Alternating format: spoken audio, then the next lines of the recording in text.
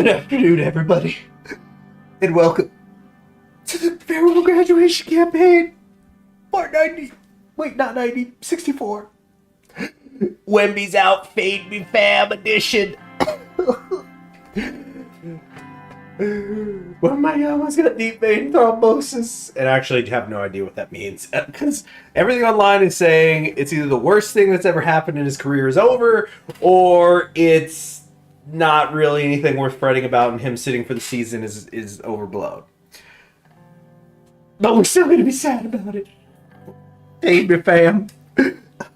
This would be the part right now as a Spurs fan. This is where I'm like, I actually grabbed a lighter from my kitchen for the sound effect.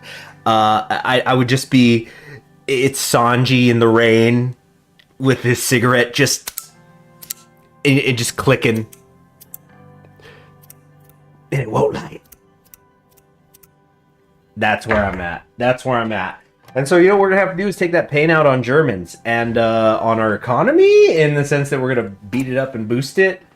Oh yeah, by the way, I don't think we actually took a formal look at the new map. We are officially a leader of a new faction, that being the Eastern Front of the Third Internationale. Now, I think I'm honestly not entirely sure exactly how it works with our relations. I think that we have like a better trade thing going with them. Russian opinion of us. Disapprove of government. Why would we disapprove of their government? Oh, it's because we're syndicalists and we don't like that they're rad sock, right?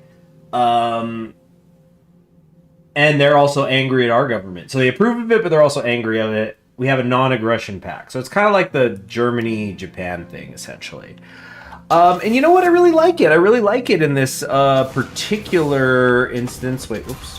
Where's the button? Button. Where's the button? No, this one doesn't have. Oh, no, it's F10. So do that, and then that. So this was something they put in a couple of patches ago, and I think it was a good change, just to kind of ensure that they're sort of separate wars, even though they're the same war. And of course, we're going to help each other and stuff. It's going to be something. Hopefully, we will be quite an economic powerhouse, and we would definitely have to be one because remember, we're aiming in 2 years. Damn, we're aiming to have 160 factories. The issue is that for scale, Germany, which is the dominant economic power in the world at the beginning of the Kaiserreich game, has at least 159. So it's basically we have to make ourselves the equivalent of Germany by the time, well, before really the war begins, or else we're going to take a serious penalty off of it. So I'm very disturbed about that, and I am kind of wondering if like maybe I should have. Well, then again, it was via event, the election of the first premier.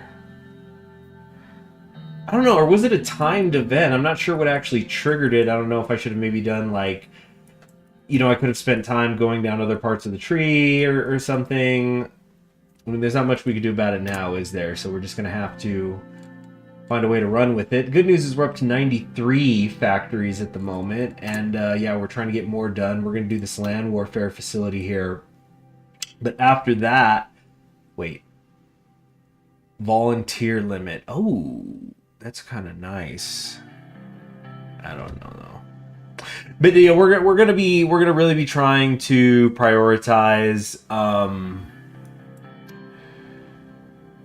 We're gonna try to prioritize our economy, which I guess would be down here somewhere. Or where was it? Yeah, we have like some Heartland development stuff. All this stuff costs so much though. Like this, we can get some refineries, which I believe count as factories still, unless there's been a patch I'm not aware of. So you know we want to grab that. Man, I don't know. All armor technologies. Wait, is that better? 24 days left. Yo, we might actually cancel this. I think we're going to actually. Yeah, direct support armor is better. This gives us an improved version of Gaz, which we don't have, nor do I think I'll ever get it. Oh no, Gaz is over here. Mechanized equipment. Production cost minus 10%. Motorization research speed plus 10%. That's okay. That's fine. It's not amazing. But after that, direct support armor. Hang on, what's the honest difference? Improved variant of Sormovo. And Sormovo is what we're not getting. Yeah, we're not doing Sormovo. We're doing Tank Grad. On second thought, yeah, no, we're right. We're right. This is the play. I think it's the play. Oh shoot, we could just come down here and get an attaché to America. That's not going to cost us anything. An increased volunteer limit plus 3. Dang, that's pretty good. War support, get limited construction in there. This could be good. I mean, if I'm going to do it, I need to do it now. Hello, Gluzman. Hope you're well. But for now, let's not get... I'm trying not to get into my own head too much. Let's just stick with the pool armor development. Do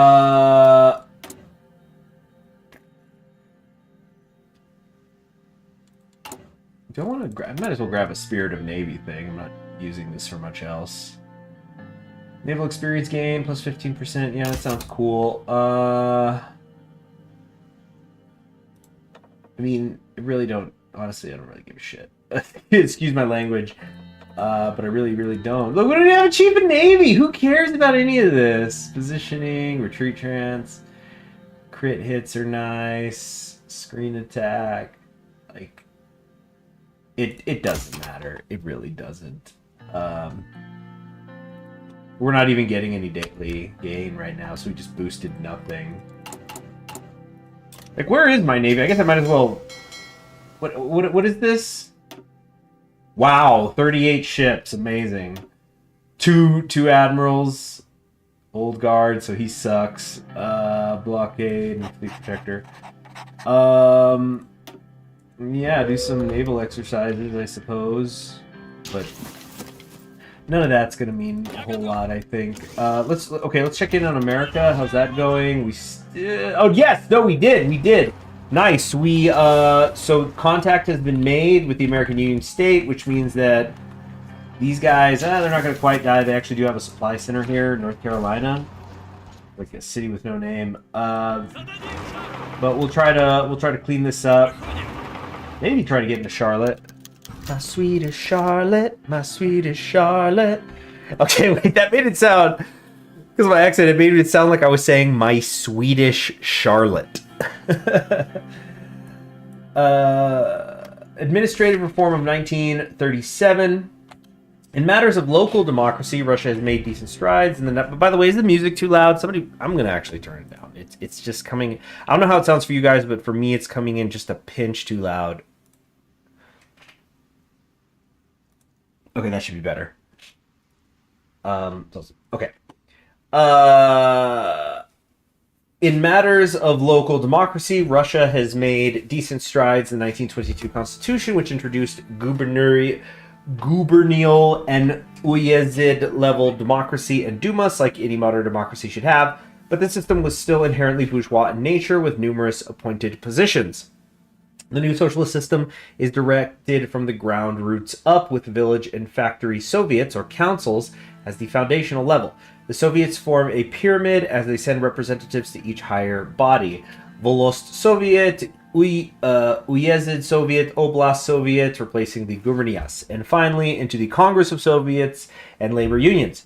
In practice, delegates from factory Soviets belong to their respective labor union, which would have its own internal democracy and role in organizing the regional economy. Soviet elections are held each year, and delegates are always recallable. What were previously, that's probably supposed to say what was. Then again, you could say what were, you just got to change your accent. What were previously known as commissarial gubernials, those regions with significant non-Russian populations will be what organized as autonomous oblasts or labor communes, what you know. Cossack hosts will be abolished. Former federal autonomies, such as the Alash autonomy, will be granted further self-rule and be organized into autonomous labor republics sisters and comrades of the Russian Democratic Federative Socialist Republic. So this is actually in the wrong order over here. Or are we going to get a name change? Oh, I thought we were going to get a name change. I kind of wanted the name change just so it would be even longer. So like the R's way out here. It says Russian Democratic Socialist Federative Republic.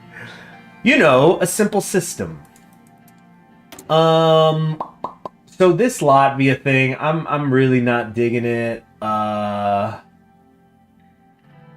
I just, not for 2 factories. I don't think it's worth the hassle. Yeah, they have literally just 2 factories, or if it's worth doing later. It's certainly not worth starting a war that's going to bring back my volunteer forces from overseas. Speaking of which, how are they doing? Still not great. But it's okay, we'll come over here and check in on the Italian front. Is that little annoying bulge still there?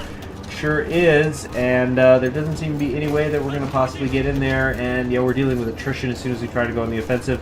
Maybe we should bring our guys up north. I think maybe we should be part of an attempted push into Milan. That might be a better use of them. Gotta hit them specifically from this tile. So let's just deselect that. Deselect all this, actually. The German thing is still going. We've got 31 days on that. Oh, federal system. So this is something that must have just popped up. Oh shoot, 1937. Oh, Grad's ready. No, shut up on everything. This is what we're doing. So as a reminder, the recently established Chelyabinsk factory produces not only tractors but also tanks. The proposal to expand the factory's tank workshops and build new tank engine plants that will supply the CH1Z was met with approval from the War Ministry, but will require additional investment. If the project is finished, Chelyabinsk will become the biggest tank producer in the world, the city of tanks.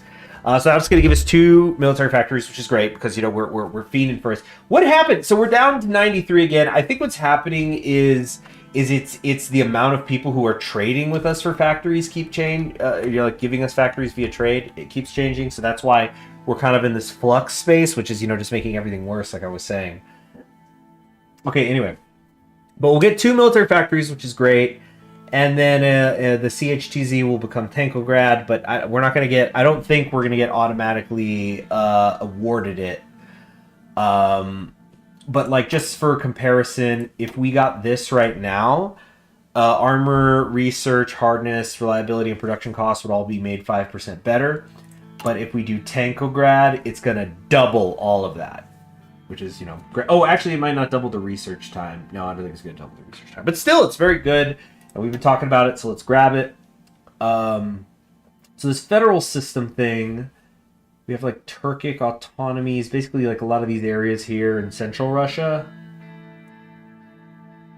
The autonomies will be formed. There'll be ethnic autonomies. They'll get base building slots.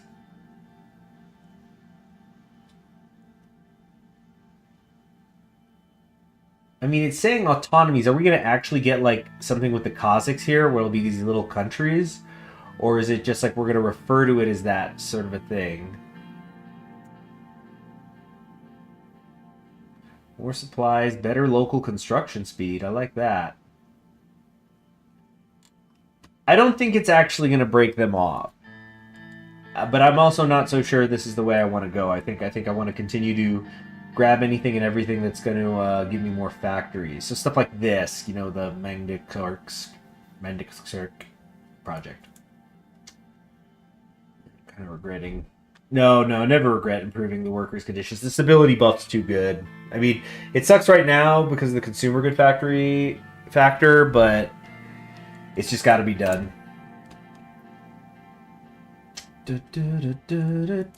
Okay, we have an available special project. Yep, because we've gotten a breakthrough, and that's before this even has happened. So we can get a flamethrower tank. Research is completed. You'll get a 100% discount for the template and get a 50% to discounts for flamethrower tank and advanced flamethrower. Or specialized vehicles to enhance battlefield mobility. This gives me armored engineers maintenance. Oh no, this is the one I actually want. Yeah.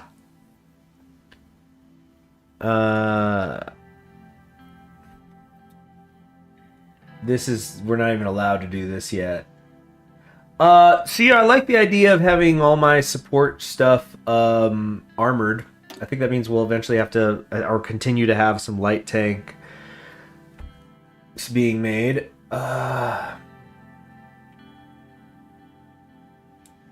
Yeah, I think this is it. I think this is what I want to do. Click to show output iterations. Prototype gets 15 to 25% each iteration. 4 to 7 times. So our research speed is 1.04 because Nikolai is inexperienced. I mean, we just got here. So he's at a 0.95, but he's gifted, which offsets that, and also bright. So it's kind of a net positive. He's gonna get better. He's gonna get better with it. Yeah. We will certainly see. Okay, progress is being made here. Okay.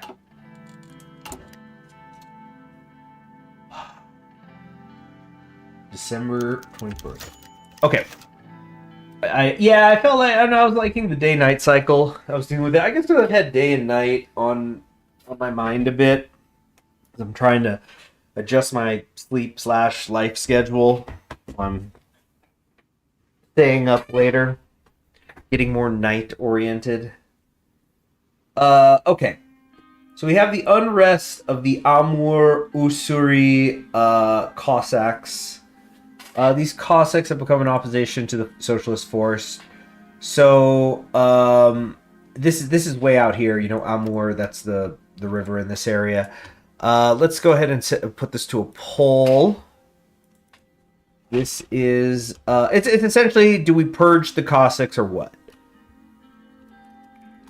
Deal or Cossacks.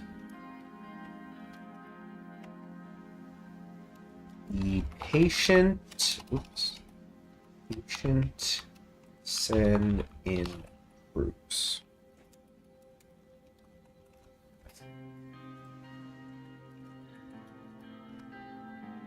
All right, poll is up. Let's give you guys at least a couple of minutes to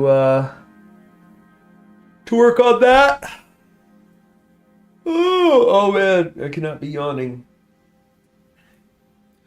Tomorrow is gonna be quite a day, but I still need to try to stay up late tonight.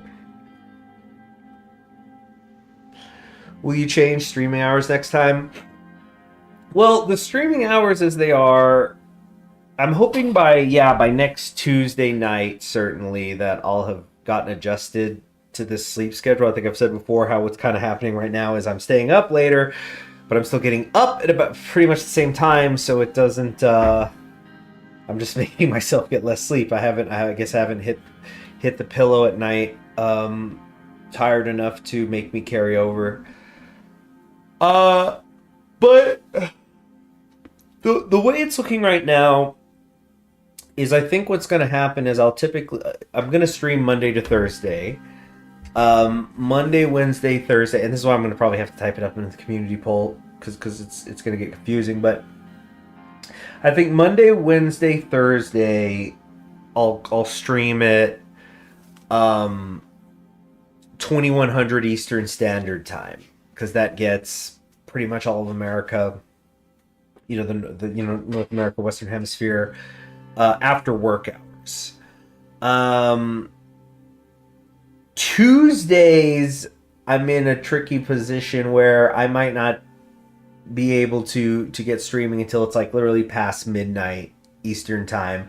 So it's just the way that my Tuesdays look. It's one of those things. Do I want to be streaming when it's in the middle of the morning on a weekday when everybody's at work so they can't tune in, or do I want to be streaming at like 1 in the morning for most of America? Is that the solution? I'm not so sure. I don't think so.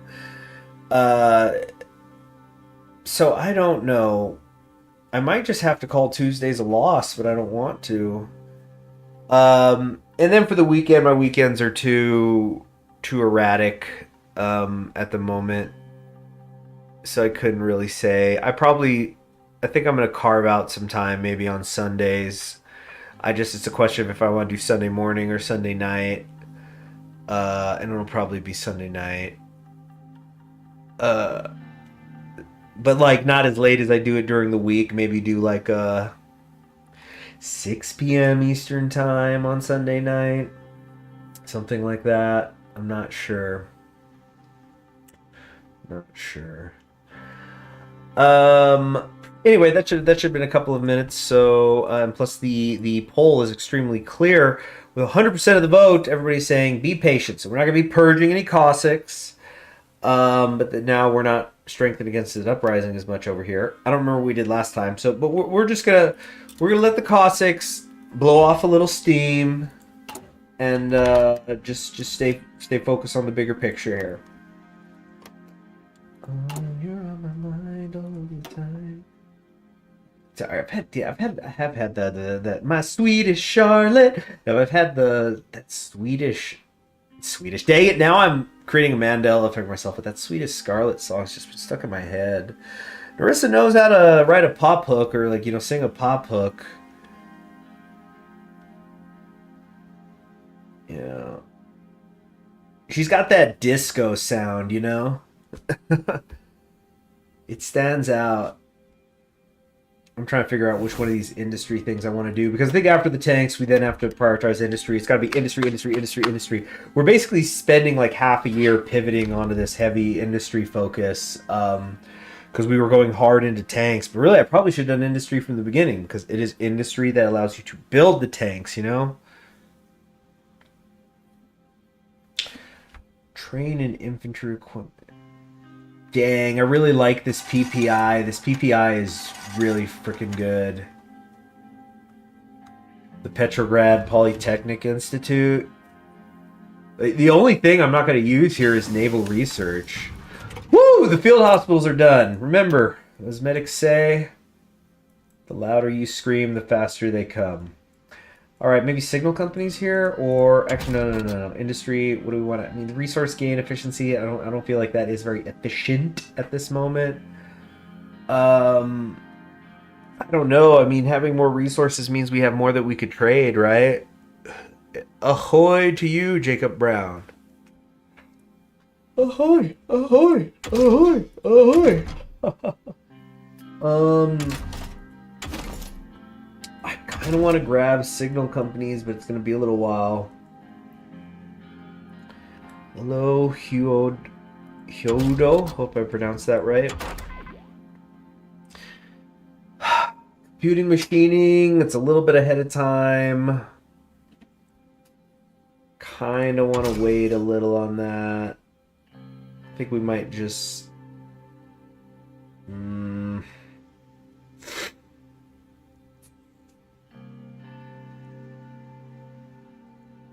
maybe just boost the artillery a little.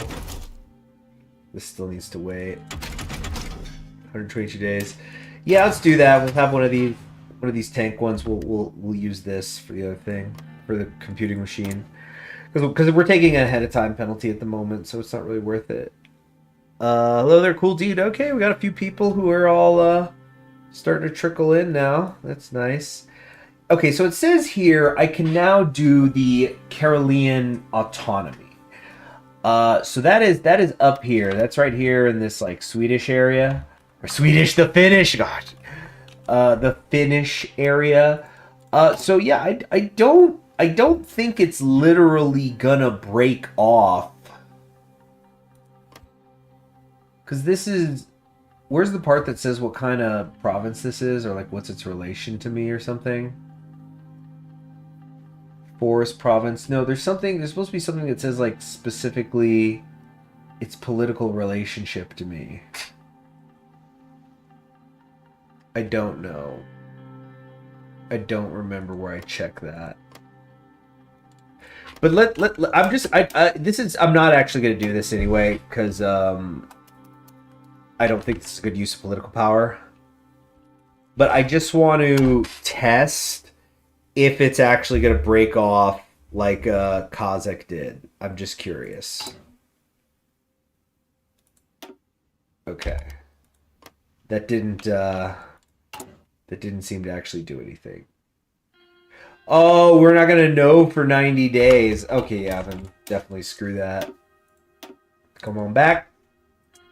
Hey, it's Mexican Independence Day. Because it's September 16th that I was loving this. They're all toasting to Mexico. What is Mexico up to? I haven't checked in on them. Was Zapata in charge? How's the Russian rework working out so far? I think it's good. I mean, like it.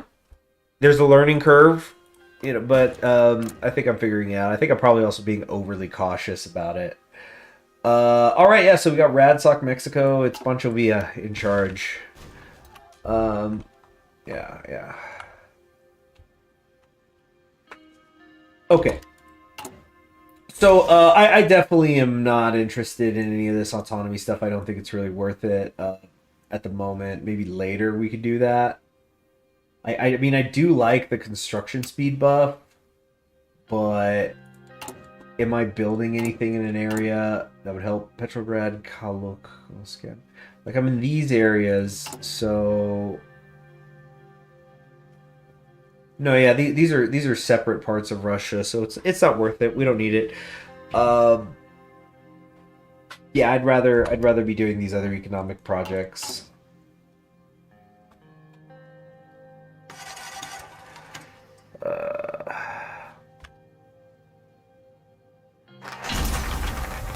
All right, pool armor development is done, so I think now I can, yeah, I could assign a new scientist. We've only got one. So this is the artillery guy, who's also a gifted engineer, so that's cool.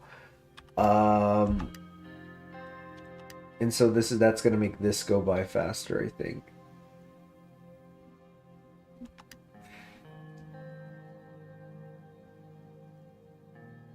Technology research bonus for land warfare. Okay. Yeah, I think we'll be all right. Okay, that's done. Now, industry enables decision, invite. That's not gonna happen. Yeah, I don't think there's anybody out here who went left. Like, or what does it say specifically? The Polish Revolutionary Committee, secret deal with Ruthenia, Wang Jiwing and left Kuomintang. Fascinating. Are they still around? I don't think so. No. Oh no, they don't got they swooped. As it's like kind of pretty standard. It's tough. They lose a lot. I mean, I guess it's part of the challenge, though, right? We have a doctrine available. We can grab one. We do have enough army experience, but we're still dealing with the lack of officers, so it's more expensive. I also don't think it's really worth coming down here. Yeah, this is like a bunch of military stuff, but I don't need it right now. I need industry. So I think I'll just keep letting my army experience accrue. I don't really think there's any reason to start spending it right now that would be worth it. Okay. So I think the synthetic refinery is what I'm going to want. I'm just checking. Oh, wait, yeah, I can like filter industry. So what's some industry stuff that's going to help me? We got the 4-year plan. I mean, this doesn't even... Thing is, I don't think is this even allowed yet? Oh, can be. Consumer goods gets better there, but I think overall maybe not worth it to go there in that area. One factory, military industrial Soviets, devolution of authority. Encourage collective identity. No, none of these are like super duper. This is land force. How's that filtered by industry? Detroit on Volga. I think Detroit on Volga is what I need to do here.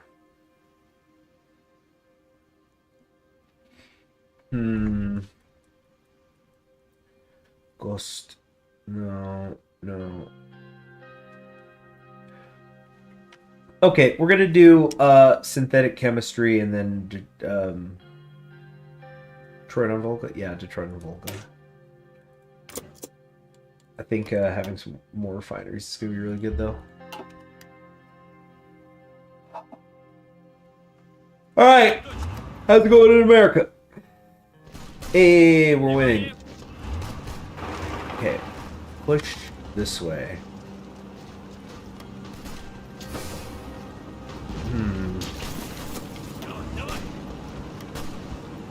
Okay. And the Italians, are you in position yet? No. Strategic redeployment, please.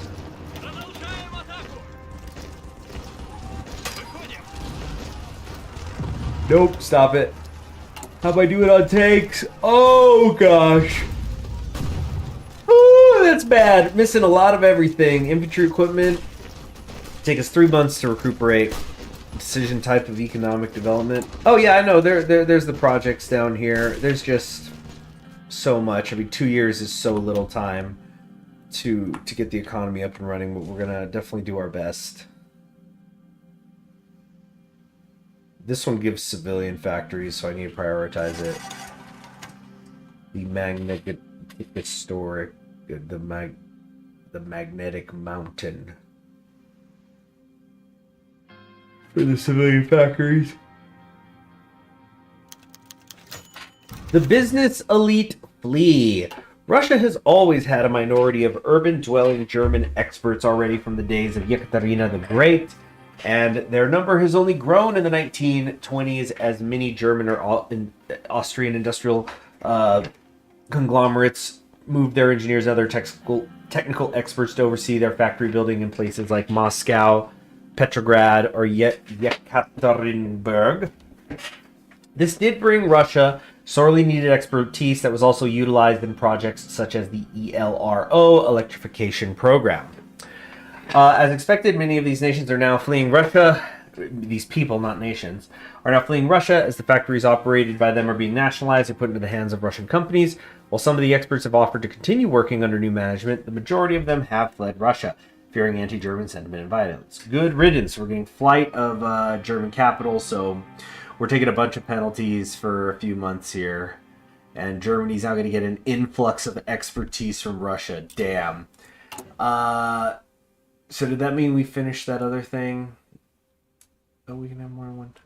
So can we just like default on the debt now? Here.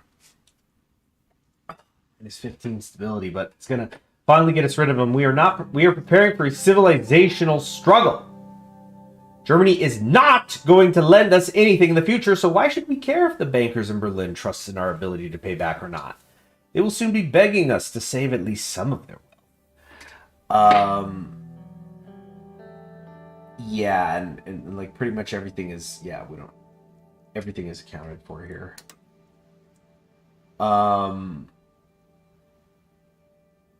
So 3 months, we should be free, hopefully. Maybe I should grab one of these economic projects right now. Uralmash. I think I want the civilian factories one here. Yeah. So we're going to do now the Magnitogorsk project. The deposits of the magnetic mountain have been known for over a century, but it was not until the 1920s that the Russian government began planning to build a factory that could centralize mining and processing in the region. Design was improved under the VES, but was not included in the Voskod program due to protests of the Ministry of Control. The improved design is an entire city built around a giant metallurgical combine designed with the involvement of many specialists from all over the world over the past 10 years. From Germany to America, and finalized by the TAK. The plant will produce all grades of metal, including armor, and provide jobs for the population of these southern girls. So a lot of good is about to come out from that. Let's check in on our trade. We're importing a bit of oil. Got a surplus.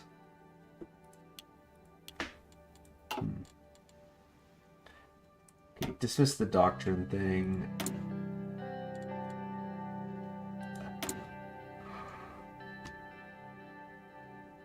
Spirit of Division Command.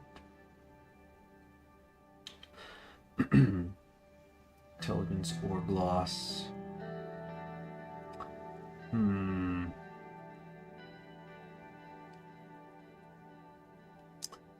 Like, do static? No. Flexible organization. Maybe flexible organization. Apolitical army. Let's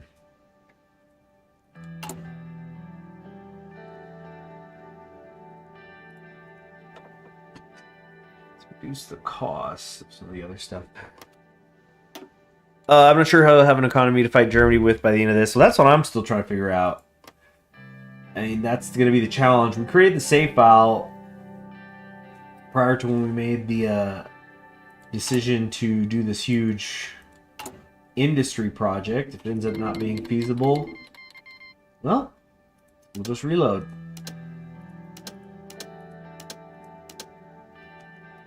Okay.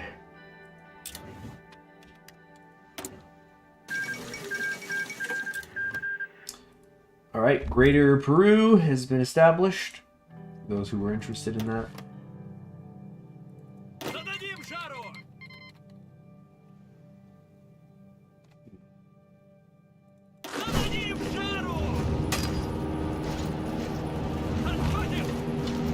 Ooh, that's not doing much of anything, is it?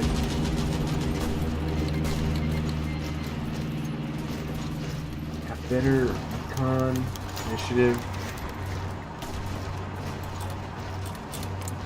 Okay, the Krasnaya Gorka case.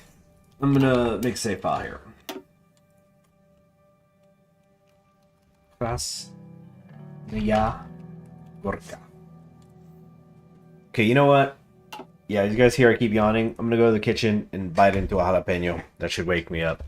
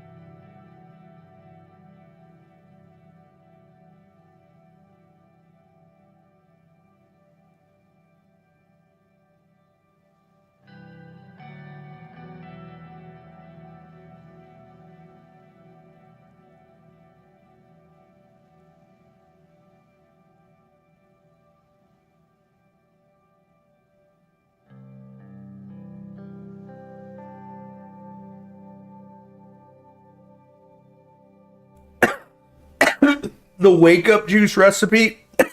What is that? As you see, I got some hiccups. Excuse me.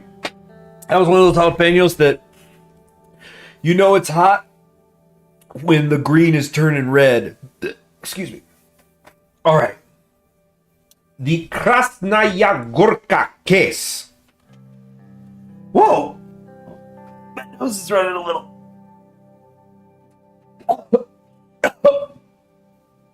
Okay.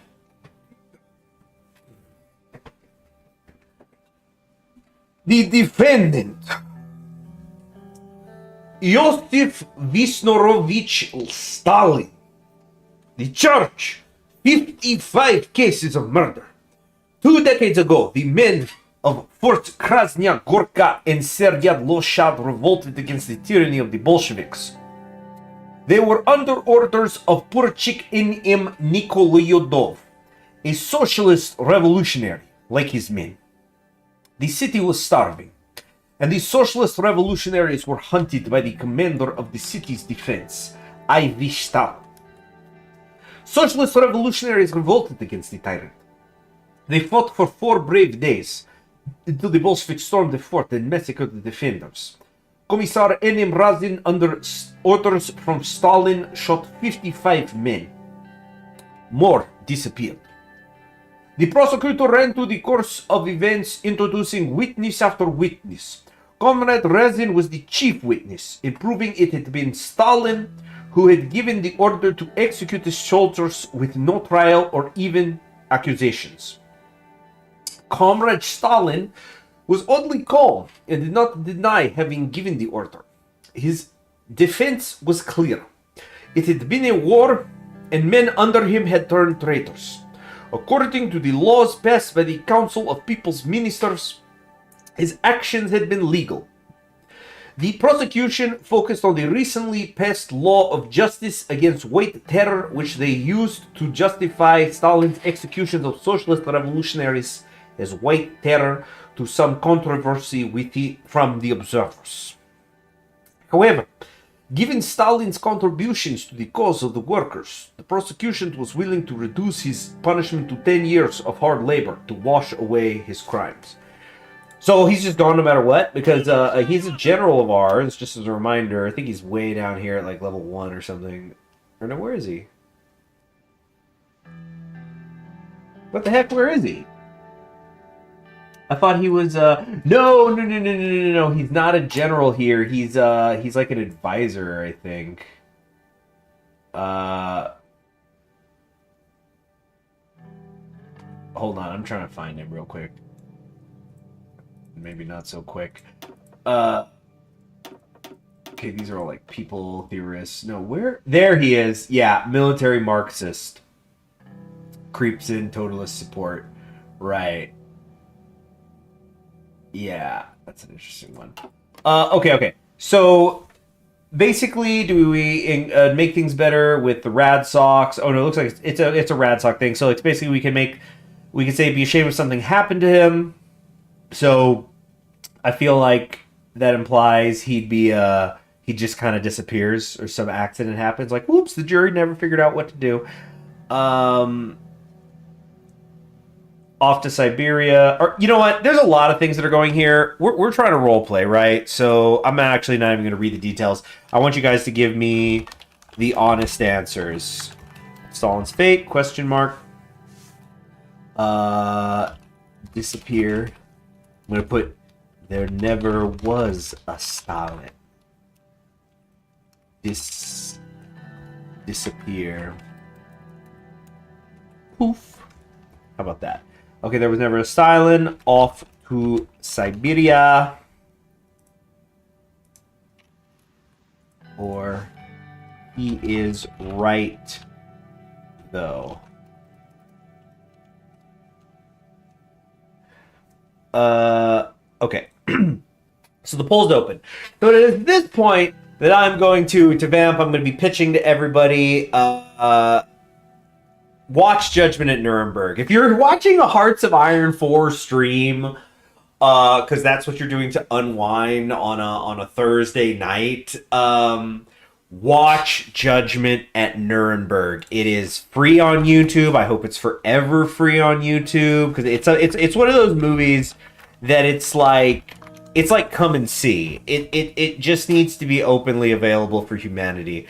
And yeah, I'm looking it up now. It's a long movie. It's 3 hours, and I got bad news for you. The movie feels like it hardly even starts for the first 20 minutes, which I mean, didn't get a lot of. I mean, I don't know. You're talking to a guy who I'm in love with Tarkovsky, and I'll be the first to say Tarkovsky movies don't start for 40 minutes. But Judgment at Nuremberg, for those of you who don't know, it's about the Nuremberg trials, but I want to be clear here.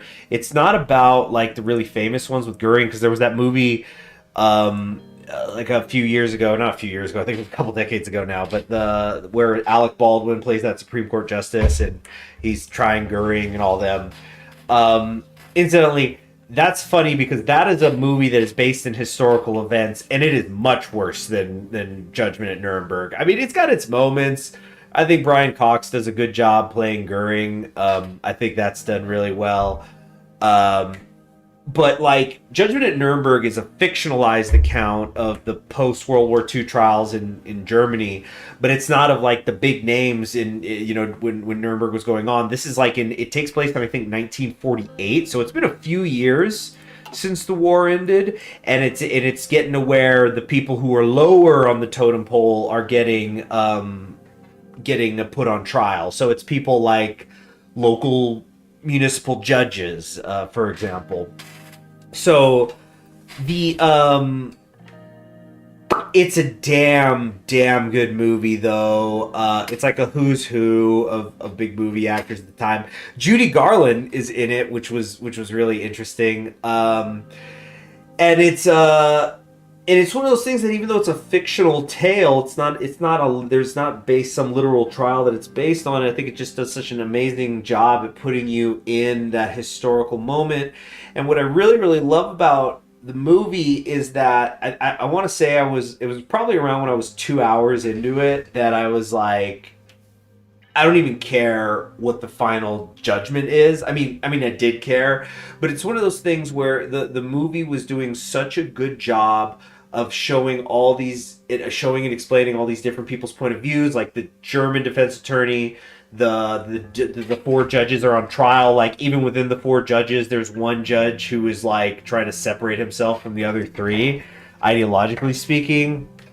The American justice who's like the main point of view. It's called Judgment at Nuremberg. I think I'm allowed to put links in chat because I'm the one who's streaming. I think you guys can't put links, but okay, if you follow that link, I'm gonna test it.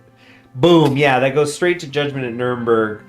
Definitely bookmark that. And it's like you're getting the point of view of like an American officer who's like, fuck the Germans, but don't fuck the Germans. And speaking of fucking the Germans, you get the point of view of like a German woman, so it's like a civilian in a union, and like I'm not gonna get into all the details of her. I mean, I'm spoiling a movie from like the 40s, but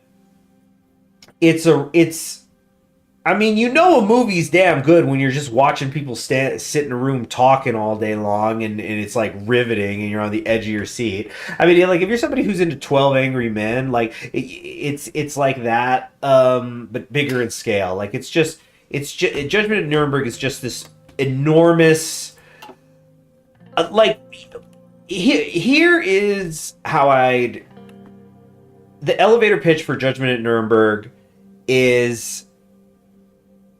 It's not about, I mean, it is about the trial of post-World War II, but it's like civilization is on trial. It's like this thing was allowed, like World War II happened, who is to blame, how are they to be punished? And the movie makes you ask that question to yourself. And so the result of the trial, it's like one of those things. Even if the end happens and the judgment's like, I pronounce this, like, are they guilty, are they not guilty? And if they are guilty, what kind of punishment do they deserve, and etc. It's one of those things like, this is the decision that the characters in the movie have made, and even if you disagree with it, I think it's pretty damn hard to deny how good. Damn it, I'm gonna like convince myself into rewatching it tonight. I'm trying to stay up tonight. I have some things I have to do after this stream, but then I need to just make myself stay up. So maybe I'll throw that on, see how far in I can get before I accidentally fall asleep on the couch. Okay, that should be enough time for you guys to have voted. Looks like we have a hung jury. Oh, dang it, I was going to say there needs to be a runoff, but second and the other two are tied for second place, so that's probably pretty perfect. I mean, that's what we're going to do, the compromise option here. Off to Siberia. Okay, go time. Yeah, 10 years hard labor, and then it'll be 1947, and it's going to be a different world then, and we'll decide what to do then. I mean, I guess we could say we're going to let you out, but it's like a lot of shit happening. So no, not pickaxe time. Not pickaxe time. So, radical socialists are going to get 2% more popular. We're going to lose 15 political power, which will once again put us into the negatives. He will be retired, which is irrelevant because he's not in our advisory committee anyway. Boy, that would suck. Can you imagine if we had grabbed him early? Well, then I guess we just wouldn't get rid of him, though, because we could say if we were going to go hard totalists, like every decision do totalists, we'd just say he's right, though, here. Oh man, -3 on the PSR. Damn. So it's like almost not guaranteed, but almost get the frick out of here. We don't care what you have to say. So actually, I think this is ultimately a good net gain. So yeah, once we do this, if we check in on our coalition, yeah, oh boo-hoo, the communists are down to 6 on the unity scale. But we got the socialist revolutionaries up to 5. Guys, do you remember at one point the socialist revolutionaries were at 0? They were about to leave the coalition. Of course, in that timeline, we'd also have 100 political power right now. But it's... I think it ultimately was a really good investment.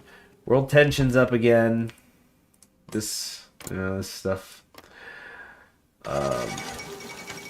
The Insulinden National Revolution has begun. These guys are authoritarian Democrats, though, so we're just gonna leave them alone. Not really. Let them do not. No, I'm not gonna get into that.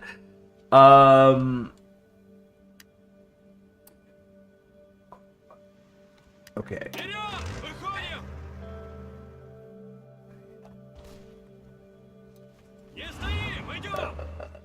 I think the Russian contributions to the Second American Civil War have hit their limit. So what I'm just gonna do here is we're gonna tell these guys to come up here, build an offensive line. Just go up there quickly, fill in that space. But in terms of like a combat force, my tanks are not going to be the difference maker here in America. So let's just solidify the whole over New England. And I think short of a Canadian intervention, this is the CSA's war to lose now. Although we hopefully it won't get bogged down too much against the Pacific states. We're gonna have to see how this play out. I mean, this is still an extremely flexible situation in America. I don't love that St. Louis is still in federal hands. Really would like the CSA to get a hold of that. Excuse me. And hopefully not BS too much in Minnesota. Boy, that would be... What a different... Think about that, though. Going back to how we just threw Stalin into Siberia, the Siberian void. I do... Sorry. Kind of like a sneeze from the jalapeno. But, yeah, can you imagine in our timeline if you had gone to prison in 1937 and you don't get out till 1949? Excuse me, 1947?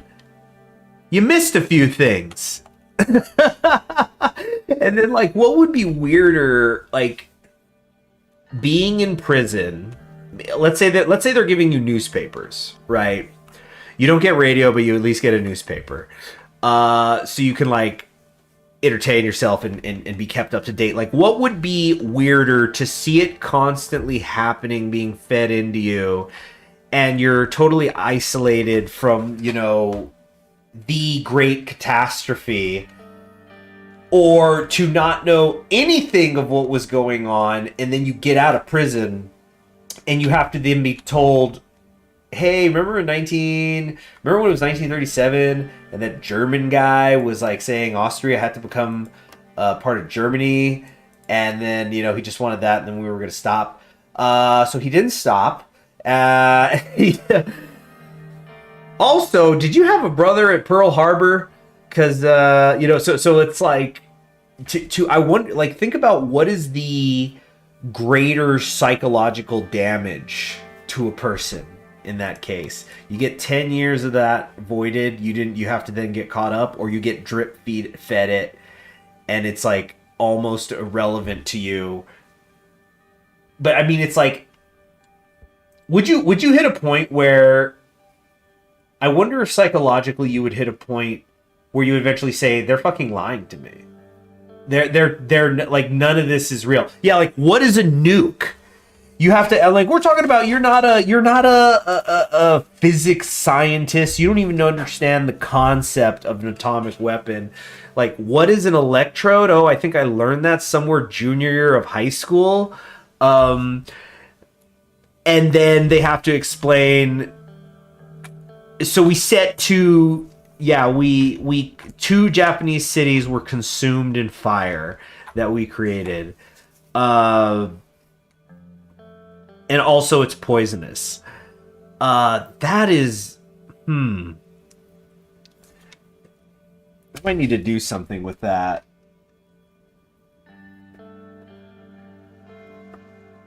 I might need a future short story sci-fi submission. There's got to be a magazine out there, right? There's still like sci-fi magazines, right? Type up a little something.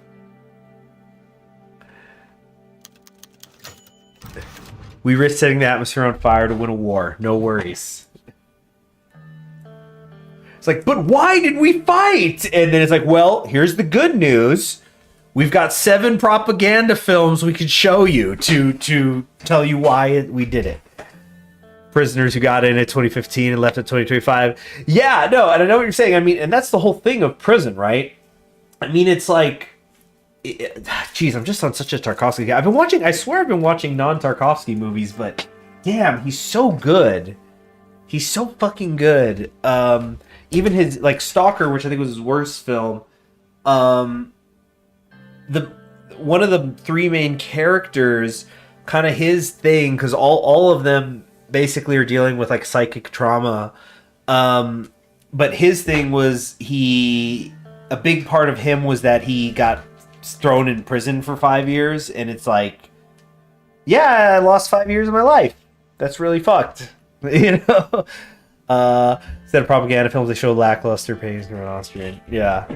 But you see, but the 2015 to 2025 thing, I don't think that works as much. I mean, obviously, part of the punishment of prison is your isolation from society. I mean, that's literally the concept. That's what prison's supposed to be, right? It's like, you couldn't play by our societal rules, so you're not going to be a part of society at all anymore. But like, you know, in prisons now, it's easy to get news, you know, digitally. Like, what I mean is, you're not getting just a single source. I mean, I'm trying to think of like this would have to be like, you know, like an old school Twilight Zone episode where it's, you see somebody get punished for something and it's like, you're going to do 10 years. And like, yeah, we're just going to put you in a cell. And you got to find something for them to do that keeps them isolated though. So maybe it's like a solitary confinement thing.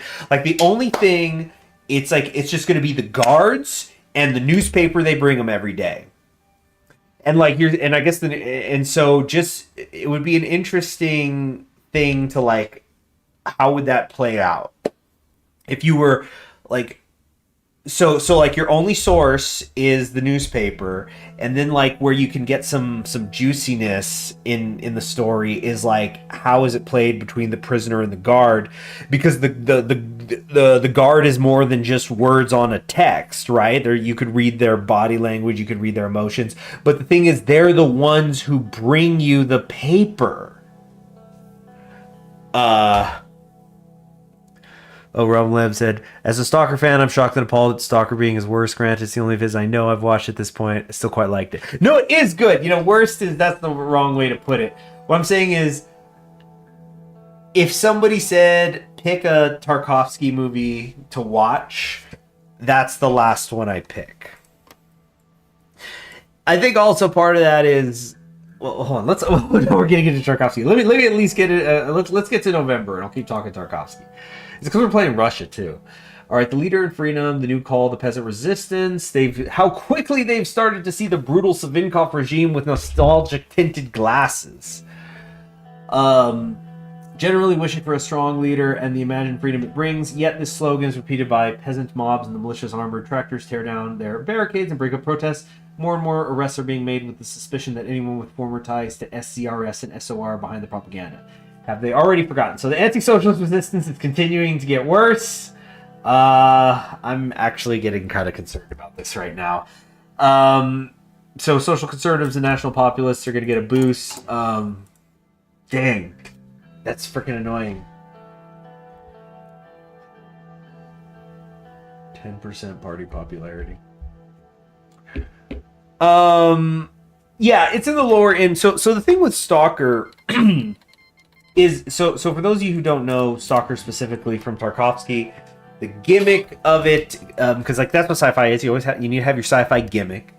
It's, you know what? Have you heard of Annihilation, the newer film with Natalie Portman? It's sort of like that, except it's, you know, decades earlier. But it's like there is a no-go zone, that some sort of freakish extraterrestrial occurrence happened. To Talk Tarkovsky when November ends. Yeah. And so the stalker is the name of the guy who he is smuggling a couple of other dudes into the zone. So like the first part of the movie, well, the first part of the movie is you're seeing the stalker get up in the morning and leave his home. But and then he goes and meets up with a couple of dudes who want to be snuck into the secret place. I guess you could also think of it as like being the plot with Jurassic Park 3. Can't believe I'm comparing a Tarkovsky film to Jurassic Park 3. But it's where the gimmick is like some rich people are going, hey, we want a one-of-a-kind adventure experience. We want to go into the special area. And of course, I mean, there's more to it than that, but it's kind of like the same concept. Red Banner rises over Bukhara. Fantastic. And then I'm going to get to the next part after I read this. Fantastic news has reached us from the streets of Bukhara. The emir, a backwards defender of feudal oppression, has been overthrown by the brave revolutionary fighters of Bukhara. Nice. They have established, so this is down here. This is the, yeah, they did it. The Bukharan Socialist Republic. We invested in them earlier in a different stream. They've established a new workers' republic and have already indicated their interest in joining us as an ally against the scourge of reaction. I don't feel like that's the proper use of the word scourge. No, it is. In this context, it is. This new republic is well positioned to serve as the anchor of our interests in Central Asia, and they've already begun supplying and coordinating with the small socialist movements in Tashkent and Khiva. With our help, they will likely be able to slowly erode support for the upjumped warlords who rule those petty fiefdoms, bringing Central Asia under the rule of her long-oppressed workers and peasants. In the meantime, we will simply offer our congratulations and promises of aid and support in the future endeavors. Further proof of the inevitable victory of labor. So we got Faisal Khodajev here. Cunning ideologue. It's extremely introspective. Yeah, definitely. Yeah, so yeah, Roman. So yeah, back to Stalker. So yeah, it's a writer and a scientist that gets in. And I don't think we ever end up getting anybody's names. But I think a huge part of the atmosphere of that movie is the tension of these guys are entering the zone, with a capital Z. And they do the Wizard of Oz thing where the first chunk of the movie is in like this washed out, ugly sepia, and then they enter the zone and you're just exposed suddenly to color and nature and like it's ruined, but just that you now have color. The world has brightened, literally. But then you're also in this alien space because you're wondering what is gonna happen now in this like forbidden alien era. And so the tension of that is a big part of it. And once you know what's going to happen, I feel a huge part of that tension is gone. So I'm going to definitely rewatch it more in the future. But I think it already mentally, when I think on the movie, I think that's going to remove a lot of tension from key moments. It's like trying to rewatch a horror film, right? When is the monster actually going to attack? When is it just like the cat knocking over something in the kitchen? But it's a super duper introspective film, especially by the end, the last section. I wonder if this Russian Soviet will also dump industrial runoff in any place they could cram it in. Yeah. Okay, wait, what's this? Chengdu. They just went to war with people that they don't touch. Oh, it's because they're a government. Okay, they're attacking through Hunan. So China's continuing to simultaneously rip itself and mend it apart and mend itself together. I guess it already got ripped apart and now the mending is happening. That's what it is. Yeah, actually. Yeah, that's one of the things that makes this different from I guess it is still a civil war in its way, but it's kind of the opposite of like what happens in America and Kaiserreich, where that's the country it falls apart and has civil war. In China, it's post that it's fallen apart and now it's reuniting. Or perhaps uniting for the first time, some would say. Have you tried Stalker 2? There's a Stalker 2. Is that like Hamlet 2? Because let me tell you, I love Hamlet 2. That's a great movie. You know how great that movie is? I still call Haywood Haywood. The actor, I mean the character named Haywood, but he's not named Haywood. And you don't even find out that's not his name till like 2/3 of the way through. But it's so good that like, yeah, he's Haywood. All right. A small envoy of revolutionaries from the new socialist republic in Asia, the Yerevan Republic, so that's this, I guess, have arrived in Moscow requesting our assistance in the development of the republic and the creation of a new push to undermine the reactionary nations of Khiva and Turkestan. They believe that the time is right for leftist revolutions across the region, pointing to activities among the National Union Party in Turkestan and the Young Kivians.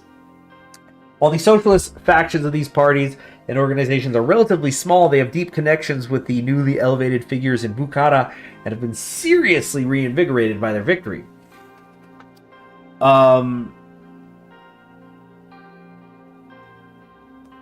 Stalker 2's alright. Oh, it's a game! It's a game. Alright. I thought it was like a movie.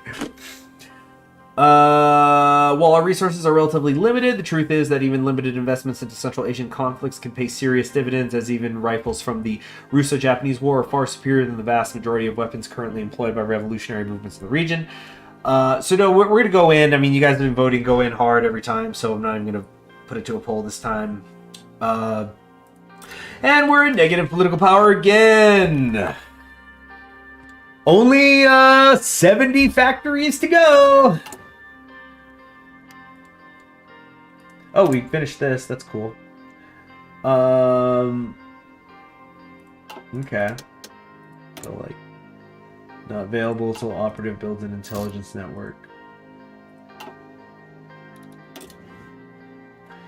Yeah, get in there. All in, always bet on red. Yeah. No, we gotta always bet on black. Wait, what do you mean there's a green? No! Oh, somebody told me the other day there's roulette wheels now with 000. Hell no. Hell no. You'll never see me sit at one of them tables.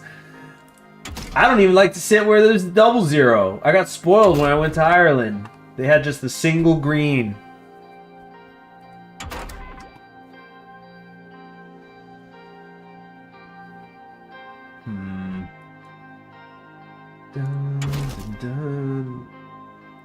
Wait, was I gonna do that? Not the armor thing. The mechanized 274. Wasn't it better before? Oh wait, aren't I taking a penalty because the German crap? Yep, flight of German capital, research speed minus 5%. Fuckers. So I gotta wait 5 months. Ugh. A number that matches my IQ when I play any Paradox Grand Strat game. 3 zeros. That's funny. Yeah. I don't say it to brag. I say it more an indication of my stubbornness. But like Paradox games, you gotta put like 50 hours in learning before you can find out if you like the game.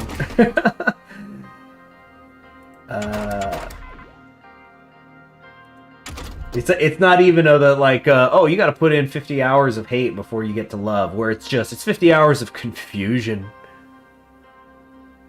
The background music makes me think the Senate's about to vote 225 ayes. Historical result. Yeah, it's just amazing. Everybody clap. You know what? Speaking of George Lucas's fucking ass and Tarkovsky, so I saw a clip. It obviously ended up in my recommendeds on YouTube because I had been, watching all these Tarkovsky films on YouTube. Dang it! I'm sorry. I'm trying to figure out what. Man, maybe I should just do signal companies now because there's nothing that is worth immediately researching. Yeah, I'm already at Fighter 1, Close Air Support 1. Yeah, this is a boon. Think of it as a boon. We're going to take this chance to grab the signal company. Because I'm going to want that later, but I'm not going to build them in now. So, yeah, it works out. But there was this clip of George Lucas, and it's from a little bit after he got rid of Star Wars, and he was now going to, I guess, start doing his own thing. And he was talking about Soviet cinema. And he's making this point, I think it's a fair point, that he's talking about the relative freedom to create cinema in Hollywood versus the Soviet Union. Because remember, he's making Star Wars in the middle of the Cold War. You know, he's from that generation, and he says, like, okay, is there restrictions on cinema in the Soviet Union? Yeah, but what's the main restriction? Don't criticize the government, and then you could just like whatever. But in the United States, you're restrained by commercial interests because no studio is going to fund your shit unless it's going to make some money. So you have to compromise, you have to, and things like that. You have to make movies that can be commercially popular. And obviously Star Wars certainly became that. So then he says, well, now that I don't have to worry about that, now that I don't have to worry about money, I can make movies that I really want to make. And so I went, you know what? I'm not going to sit here and say I've ever thought George Lucas was the greatest director ever, right? But you know what? He's making an argument. I've been restrained by this Star Wars thing. I accidentally created an albatross around my neck that stifled me creatively. Time for me to do my own thing. And so I look it up. If you like check on Wikipedia, hasn't done shit since Revenge of the Sith. But if you then go to his bigger filmography, in terms of director, yeah, still has not done anything. So he's been producing. You're like, okay, maybe that's a good thing. I mean, he's George Lucas. He's got all this money, right? But maybe he's like internally, psychologically realized, you know what? I don't have what it takes to create great movies, but I'll at least fund them. And he's like executive producer for Red Tails, which is just a fine movie. It's just fine. It's not breaking barriers. It's just, I'm glad. It's like, yeah, I don't want to worry about commercial interests anymore. So I'm gonna fund freaking Indiana Jones and the Dial of Destiny. So like it's just making these excellent point about the comparison of global cinema, and then I made Red Tails. Okay. Wow, I talked about that a lot. Let's keep going. I think maybe Develop the Heartlands here. I don't know if this 100% research bonus is worth it, and like we don't have the political power. Like, do I really want to queue up more economic projects when I can't even afford to continue doing the ones I've already got? I think not. We need 10 more factories. We need 10 more factories so we can get another research slot going. Then we're going to really be cooking with gas.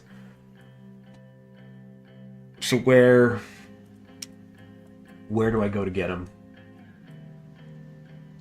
First 4-year plan.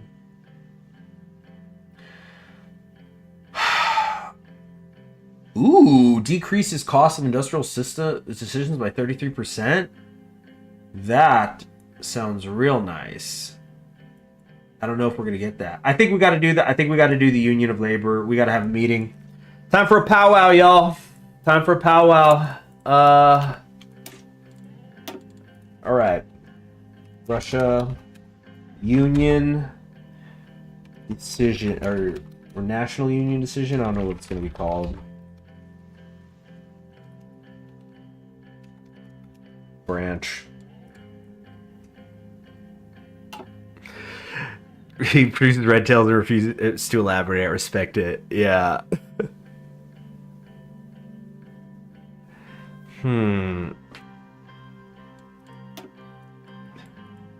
Huh. He should give me money. That's what George Lucas needed to do. Yeah. Cut me a check. But I mean, I'm just saying, like, you make this big point, big honest point. Oh, let's read this real quick.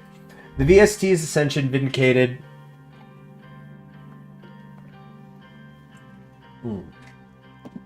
Excuse me. I'm just gonna say something real quick. Actually, I hope in the future,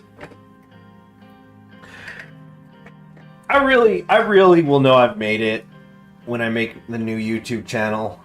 Let's see what happens. Like, when people are clipping me, you know? Because they always say, you hear it a lot, you'll see people say, how do I be a successful streamer? Gotta hire a clipper. You know, you need somebody out there making YouTube shorts of you know, here's a funny 10-second segment from this person's 4-hour stream that gets a laugh or gets somebody interested, and then they go to the, you know, the original stream and they subscribe to you or whatever. Icaric, you'll find me. I'm quite sure. But it's like, how do I say it? I know I've made it when some non-hired, not that I plan on hiring a streamer who's got money for that, or clipper, I mean, that I could be somebody who's taken seriously enough that somebody will go, you know what, I'm gonna take time out of my day to cut a section of this like 4-hour stream just for the funnies, or because I think it's interesting. That's when I'll know I've made it, you know. Even if it, and you're like, I know some of you are saying it's like there's people with like 200 subscribers that have that. It's like, yeah, I know. That's when I know that I've got somebody who's got the passion. I mean, my goodness, fucking epic meal. What? I'm gonna look up epic meal time. If that channel is still around, 6.73 million subscribers. Let's see how many views their last video got. 15,000. Oh, and the one before that, 5,000. So you got 6.73 million subscribers. Only 5,000 people watched your last video. That's awful. And I know that I don't know. I just think there's a certain ratio you should be hitting in 5,000 to 6.73 million. That is not it. That's just, you're just a meme. You know? The YouTube watcher to podcast listener pipeline must be industrialized. I don't know. You gotta watch out for podcasters, man. Freaking Secret Base, which is a sports channel I love. They put out a pretty shitty video, I think last week or the week prior, where it was just 4 of them in like clearly a podcast setup, and they were just making fun of AJ Brown on the Philadelphia Eagles. And I fucking hate the Philadelphia Eagles. But he basically reads a self-help book on the sideline to help him get focused during games. And they're just making fun of it. And these bunch of dudes who are nerds. They're fucking nerds. They're like sports journalists. They're not even athletes themselves. Never mind, I don't know about it. Okay. But the and it was, but somebody in the comments said, this video is proof why podcast equipment needs to be more expensive. Go Birds. Oh, Icaric, damn. You know what? Here's the compromise I'm gonna make with you, and then we'll do this. I want the Eagles to be good though, because I want a good team to whoop their ass. You think like, do you think Houston Texans fans feel any real pride when they like kick the ass of the Tennessee Titans? Actually, that probably is there because there was the whole Oilers thing. But like, let me give it another example. I mean, like, how much genuine play? Like, I think like Packers fans, Viking fans, they're gonna enjoy beating the Bears more now that the Bears are looking stronger and looking like they're going to be in a good direction. Because at a certain point when you're just like owning a team relentlessly, like by an embarrassing margin, at what point is it like showing that you're good or that they suck? So I want the Eagles to be good so they could lose to the Cowboys anyway. I'm hoping this latest Eagles fucking victory is going to be a swift kick in the ass to the Dallas Cowboys organization. I doubt it though. Go man. All right. So anyway, back to the video game, huh? The People's Ministry of Education. Under normal circumstances, the Ministry of Education is not the most exciting cabinet position. It's not sexy, as they always say. Oh no, that's for infrastructure. It's not sexy. But our task is great, for we must wipe out superstition and chauvinism and replace it with a scientific worldview. Our great revolution can only survive if the future generations are one behind it, and education is the tool to do it. We have a number of contenders. extremely science-oriented men like Alexei Gastev, or full-on atheist crusaders like Sorensen's Sergei Minin. On the more moderate end, there are candidates like Boris Nikolavetsky and socialist revolutionary Nikolai Zvodnov. Okay, so if we go Nikolai, Nikolai will help us with the Danists. That's good with the Syndicalists, which is our central party. So it's like Nikolai is us. Avoid radicals and goes Vodnik, so it's just with the Rad Sox. Gastev helps us with the Totalists and hurts us with the SDS. And then Minin is a fierce agitator for the future generation. So Nikolai and Minin are basically the same. Or Nikolaevsky and them are the same. It's just a matter of, I guess that would just be a flavor thing. So like you go Minin if you're like, yo, fuck God. All my homies hate God. We all killed him. So anyway, let me set up the poll. Minister of Education. Nikolaevsky.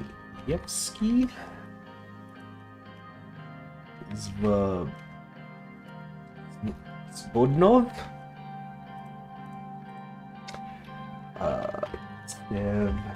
Minin.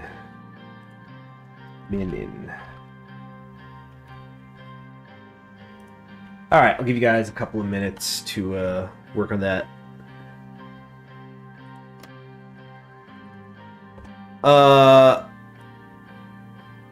Okay.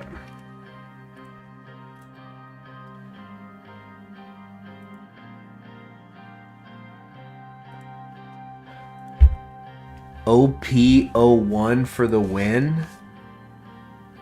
What are you talking about? Gastev, yeah, Gastev's the science guy. You're telling me a guy named Evan Stronaut Gaming, who has a profile picture from Irina, the vampire cosmonaut, is voting for the science guy? I'm shocked. It's a Red Flood reference? Okay.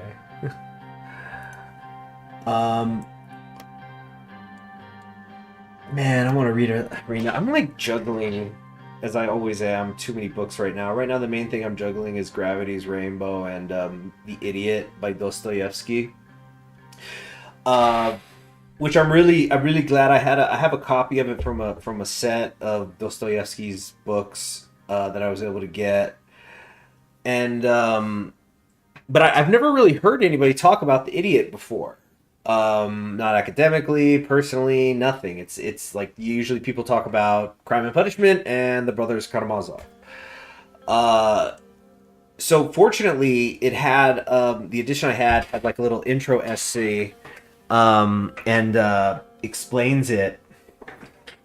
And apparently, it's going to be difficult because I guess it gets really abstract. But the only other Dostoevsky I've ever read so far has been Crime and Punishment, and this one has a really different vibe. It almost feels like a Dickens novel at the beginning, because like Crime and Punishment, the point of view character, the main character, is like this destitute, broke guy just trying to, scrap and scrape his way through life while everybody around him just feels evil. I've often joked that if I had been in the wrong state of mind, it's like people. Let me put it this way: people who rent shouldn't read Crime and Punishment, or they're gonna kill their landlords. And it's not even a landlord that gets killed in Crime and Punishment. But The Idiot is about this prince who's like been living outside of Russia for a few years, because it's like in the when was it set? I think it's set in like the 1890s. And so it's this prince who's living outside of Russia, and he comes back home, and he's an idiot. He's like a good person, but he's stupid. And the novel is supposed to be about this.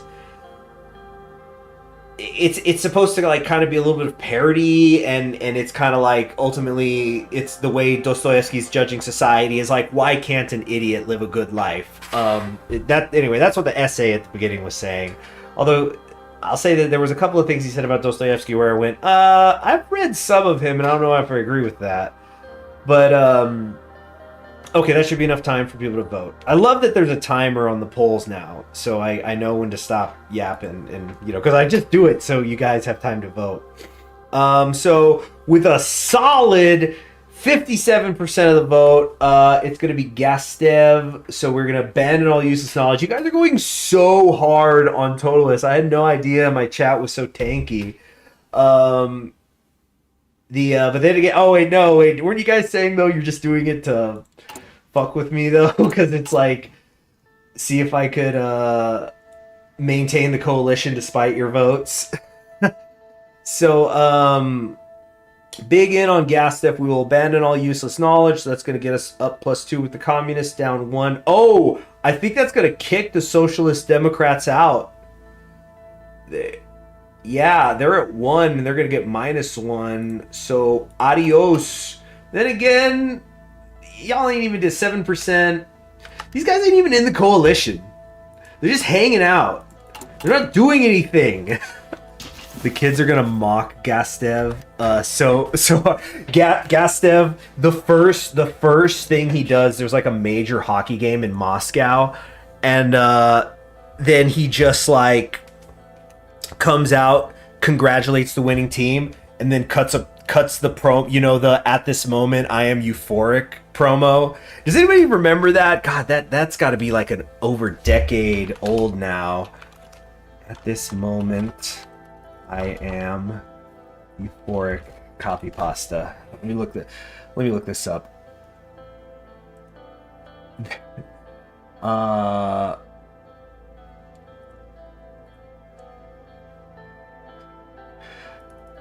Okay. Origin, January 4th, nice day.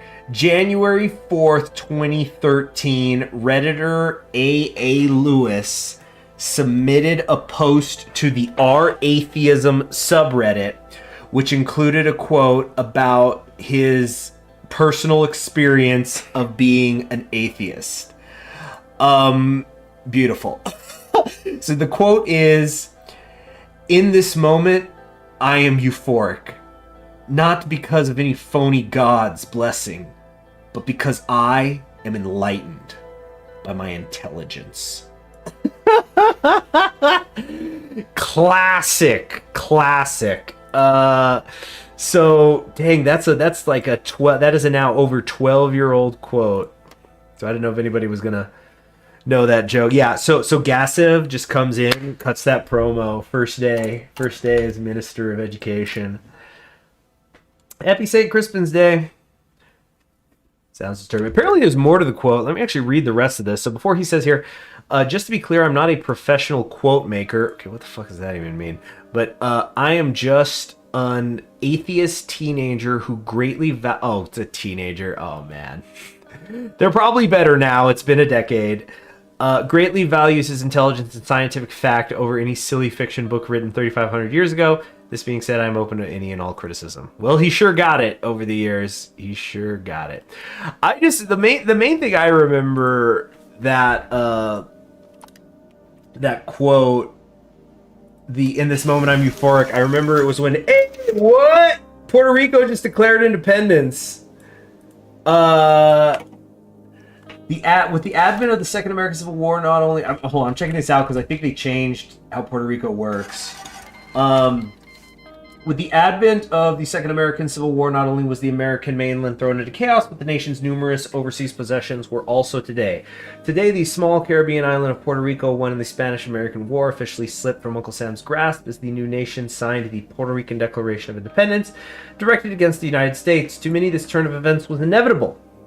Nationalists had already forced Blanton C. Winship, the appointed locally unpopular governor, to resign in favor of a broad coalition of leading nationalist figures and parties, the Union of Puerto Rico. Now that the coalition's goal has been achieved, however, it seems that its members have gone their own way and called for new elections to decide who will lead the world's youngest country. So they went social conservative. In this moment, I am eating porridge. Oh man, look at that. kind of reminded me how hungry he is. I'm having trouble eating today. But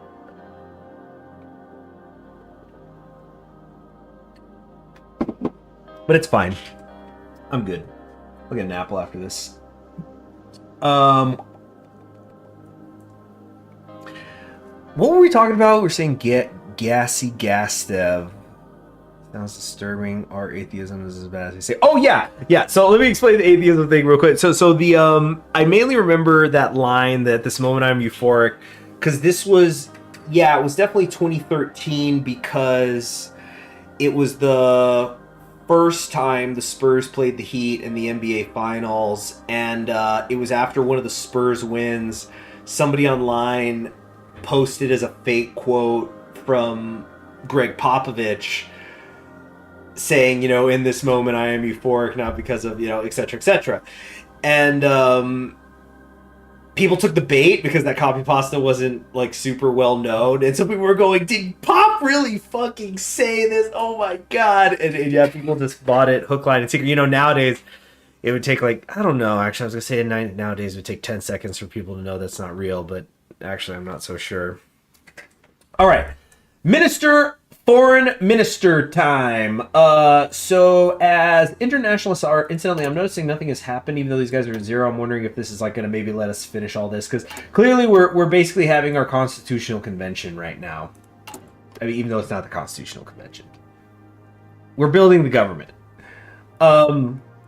So as internationalists at heart, it is of great importance how our interests are presented and furthered in the world at large. While almost everyone in the Workers' Coalition supports the world revolution and international cooperation, there are obvious differences. Grigory Zinoyev's fierce rhetoric and past tenure in the Internationale Congresses has already made him well known for his elaborate visions of the International's future, and Russia's tireless work to foment revolution in our neighboring countries. Less jingoistic options would include blander, experienced diplomats like Matev Skoblev or the socialist revolutionary Vladimir Karelin. The fourth candidate being pushed is Raphael Abramovich of the right faction, whose view on world revolution is rather focused on world cooperation. Instead of arms, we will guide our neighbors into socialism with help and development, not by blood. All right, so it's essentially Skoblev is better for the internationalists, so strengthen the coalition. Peace with Karelin gives us more Radsock. Socialism with Zinyov is pro-communist. And then Abramovich will be the Danis and syndicalism. Okay. So foreign minister, question mark. Skobelev, Karelin, Zinoviev, and then Abramovich.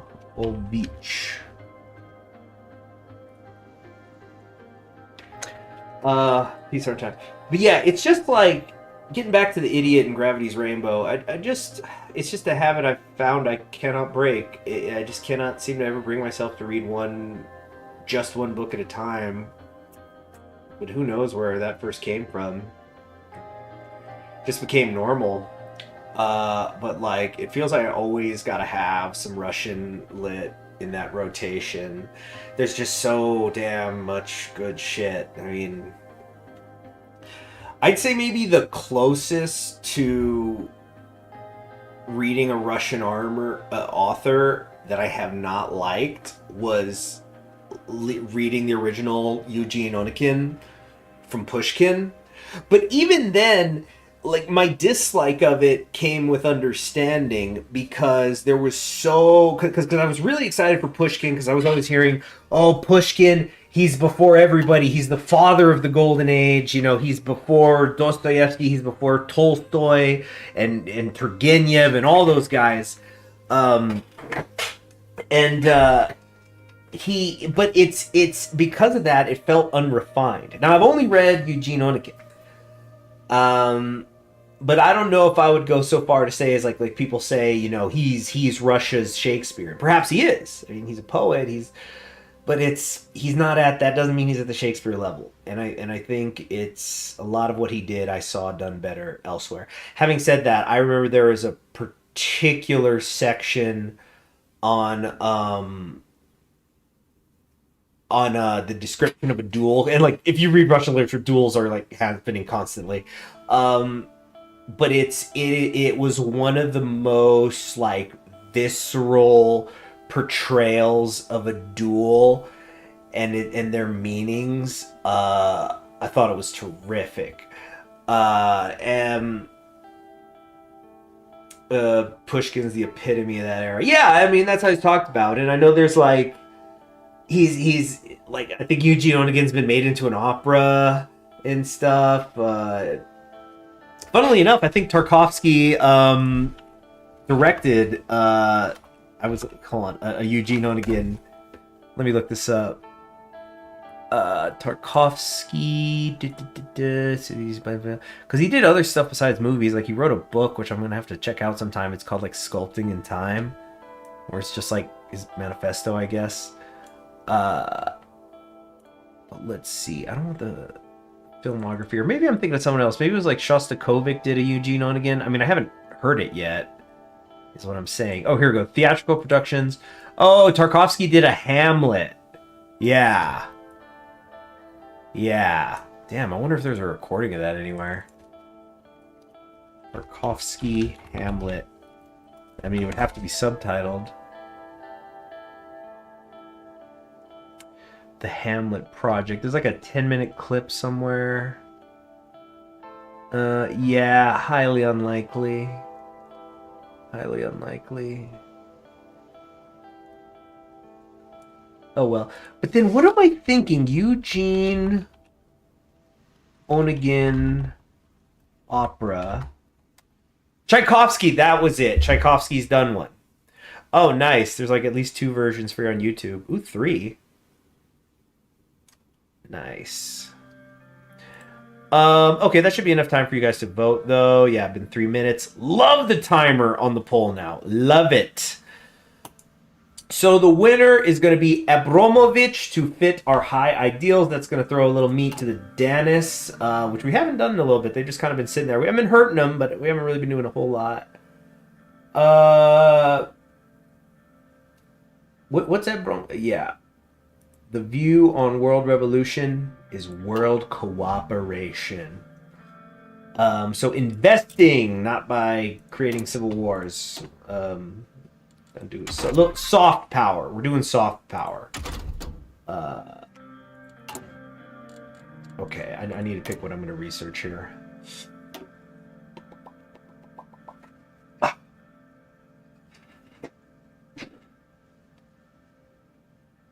I think I need to do this resource. I mean, 150 bonus. Let's do it. I gotta get that done.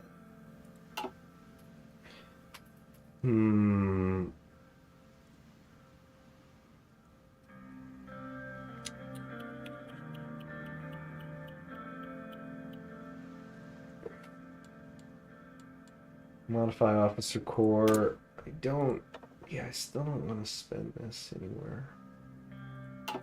Let's check in on America. We're trying to take New England here.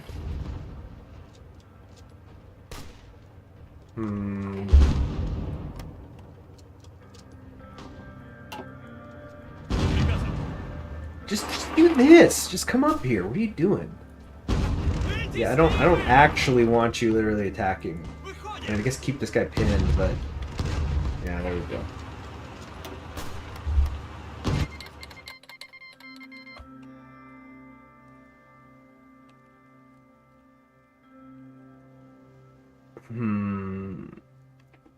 Oh man, they're at war with Sardinia now too. Wait, isn't Sardinia in the Entente? No, not yet.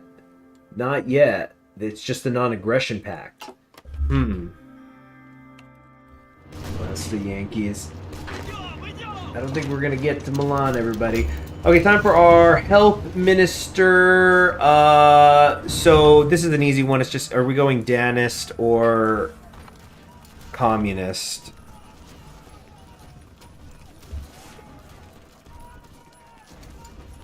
So we'll start the poll.